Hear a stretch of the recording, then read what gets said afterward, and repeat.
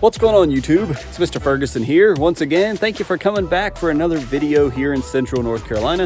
Appreciate you guys coming back, liking the video, giving it a thumbs up, enjoying it, clicking, all that good stuff.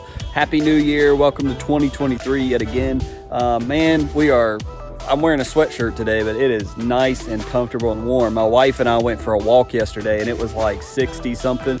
Man, it feels like early spring. It feels incredible. This is why I love North Carolina, to be honest with you. So anyways, thank you for tuning in today. Today, guys, we're going to kind of go over a topic we repetitively talk about around this time every year, but we do have new viewers. We gained roughly, 1,000 people over the past year. Roughly, that's just a guess. I don't know.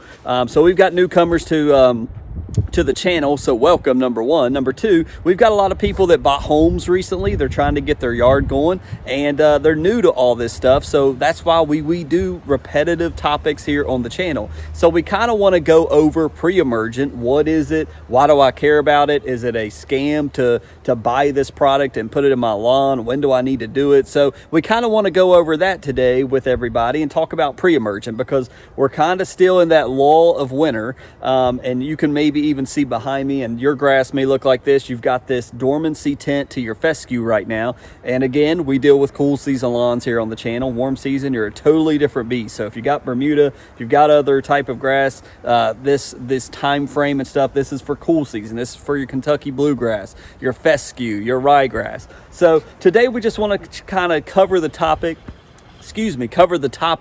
of pre-emergence, why it's important, why it's crucial, what my experience has been with it, and what I've used. So let's get into it.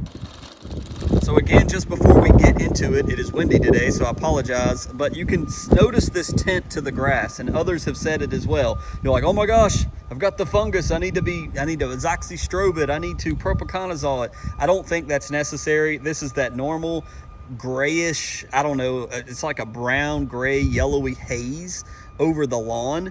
That's just that winter look, and it's normal. It's just when the colder temperatures come, we had temperatures in the single digits, this is what your lawn is likely to look like, and it's not going to really bounce back until spring comes. You know, here in North Carolina, it could be mid to late March, somewhere in that time frame. So when temperatures really start jumping up back into the 60, but right now it's like 60 degrees today. So it could, like, I don't know if the grass is fooled and it's like, oh, okay, it's spring now, that was just a quick winter, or if it knows, nah, it's just a warm streak. We're going to get colder again, which we should in the next 7 to 10 days. So again, if you're one of those that your lawn is it's got that brownish tint to it, it's not that vibrant green like it was in the fall time, it's fine. Don't stress out. It's just winter. Your grass is just protecting itself, and it'll be just fine. So I don't want to make this a very long video. It's in the winter. We're trying to keep it short. We know that we as humans have attention spans of a mosquito nowadays. But pre-emergent. Is pre-emergent worth it? Number one, absolutely yes. If you're a new homeowner, you've got a new lawn, maybe you planted your fescue in the fall. We talk about that as well at the channel. Spring is not when you want to grab your bag of seed and begin aerating and planting your seed in your lawn. You want to do that in the fall time. I learned that myself when I first came out of my door and said, I'm going to have a nice lawn. How do I start this? It was in the springtime when everything began to liven up. There's something about the spring. It's just spring in outside. When you walk out, you're like, man, I want to have a nice green lawn. And it's spring when normally people get that emotion and that decision to do that. And that's not when we want to plant cool season lawn. So we want to do that in the fall. However, what I would recommend is maintain what you have until this upcoming 2023 fall, and then plant your fescue, and you'll be more wise to how to do it and how to do it properly. But getting back to pre-emergent is crucial. If you planted a lawn in the fall and you have cool season fescue turf like myself, then we want to do what I've always done is split applications, which my brother, the LCN, Alan Hain, has always recommended, and it's worked out great for me. And we're not going to go into the amounts, but basically we do 2 applications of prodiamine. I've used prodiamine in my lawn here in Central North Carolina each and every, I think I begin it at the end of February sometimes, and then I do my next one and sometimes March. Now, the way that the LCN always went by that was soil temperatures. When soil temperatures are getting near 55 degrees, you would do your first application. Then when your next soil temperatures get somewhere between 65 and 70, you do your second application of prodiamine. And why we do that is because when you put prodiamine down in the lawn with the spray, which is how I do it, some people do it in a granular form, then it depends on how much you put for how much coverage you're going to get. When we do a split application, we're putting down a little bit to cover us for now, and then we're adding more to it to extend all the way out into the summer. Typically, my prodiamine application runs out right around June, and that's where if I do walk my lawn, if you do it properly, you can make it all the way out into July, but there is a limitation on prodiamine, so know that per year, per household, you can only put so much down. But when I do my split applications here on my lawn, I have no crabgrass. I make sure that I cover the edges of the road, the edges of the property line, and all throughout my lawn. And when you use prodiamine, what you're doing is you're starting in the very beginning in February and March, depending on when your soil temperatures reach the points we just talked about. That's when you want to start your application. You want to get even if it's 40 degrees out, let's go ahead and let's do our first application of prodiamine. And then when our soil temperatures begin to rise up, get closer to 65, I believe, or 70, let's fill back our sprayer and let's do our second application of prodiamine. This is going to stay on your lawn, in your barrier, and it's going to stop the crabgrass that's going to begin to germinate very soon in that time period in the springtime. You'll notice everyone else will begin to get the crabgrass popping up in their lawn. You will not. I've used it for 3 or 4 years now. It's a great product. It's recommended for the spring. Another one that you can try is what we did in my backyard, which is dithiopyr. Currently, we did dithiopyr in the fall instead of overseeding this grass behind me, and I'm not seeing any type of Poa annua seed heads pop up currently at this time. So it seems to be doing its job thus far, although we've not had super cold extended period of time. But pre-emergent is to put down a chemical coating on our soil that stops bad weeds from coming up. We want the good grass. We don't want all the crap, right? So that's what pre-emergent is. We're stopping it before it starts. So the timing is very crucial in this. So going by the soil temperatures has worked well for me. Every now and then you'll get a slip in the coverage and you might get a little bit of crabgrass in your driveway or on the edge of the road where you didn't spray right. But ultimately prodiamine, that's what I've used in the spring, and it's worked great for me.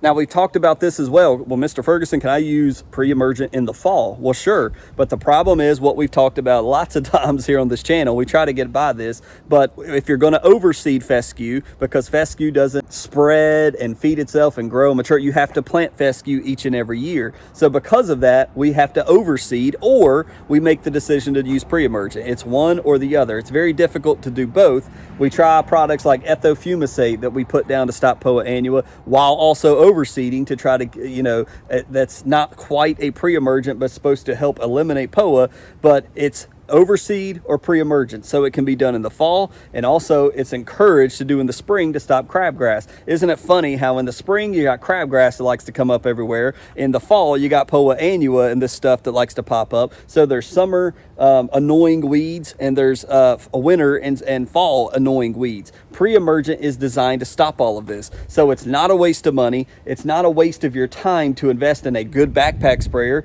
Again, you can look on Lowe's and Home Depot and find granular prodiamine. That's what my father uses. Spread that in your lawn.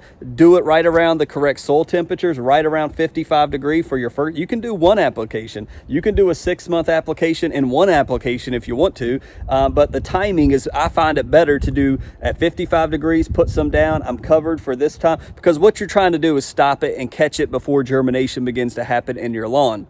And when we get warm temperatures like this, it can mess with you. But I always try to wait till those soil temperatures. Now, you can use the Yard Mastery app. It tells you your soil temperatures. You can go on Greencast, Google Greencast, and it can tell you your rough soil temperature in your area. But that's the basic premise for pre-emergent. It's pretty simple. You put it down and you go inside and you think, I don't have to worry about crabgrass for at least 6 months, because I'm going to have that blanket of the vapor barrier over my lawn, and it works. Now, remember, if you do any digging in your lawn, and if you do any type of, I'm messing up my camera there. If you do any digging in your lawn, like I did in some of these spots over here, you break that barrier. So those are areas where crabgrass or Poa annua can come up unless you reapply some of your pre-emergent. Now, for these areas, it was the Poa triv that I've had pop up this year in my lawn. It's been super annoying, but I've hand pulled those out, and I know these are areas where I could possibly see some of these weeds put up. Everywhere else in my lawn where I've applied dithiopyr, I shouldn't see any Poa annua that I put down the pre-emergent in the fall, we should be eliminating that. This is the first year where this is my first experiment. This is the first time on the channel where I've not overseeded my backyard. I've left what I had from the year of 2021. I think that's right. Yeah, 2021. And so we did pre-emergent to stop Poa annua, to try to finally eliminate this weed. And then once again, coming up soon here in probably the end of February, we'll be stopping crabgrass with prodiamine. That's what I'll be using yet again because it works. So there you go, pre-emergent. Leave your questions below. We've got tons of lawn care guys, lawn care DIYers, lawn care professionals in our channel that answer questions. If I don't get to your question, which I try to, they can answer your questions. But if you're new and you're like, is this a waste of money? That's what I used to think. They're just trying to get my money. They're just trying to get me to spray this stuff. I ain't trying to do all that. I just want to have a nice yard. Well, this is part of it. If you don't do pre-emergent, you're opening up yourself for business for all the weeds to just jump up in. So ask your questions below. This is just a rough overview. We're not getting too much in detail on this, but prodiamine, dithiopyr, look into those. If you don't have any, start looking into purchasing those. You're going to need it soon if you live anywhere near me, Virginia, North Carolina, because we want to have it on hand so that we can go ahead and plant the lawn here in the next month or so.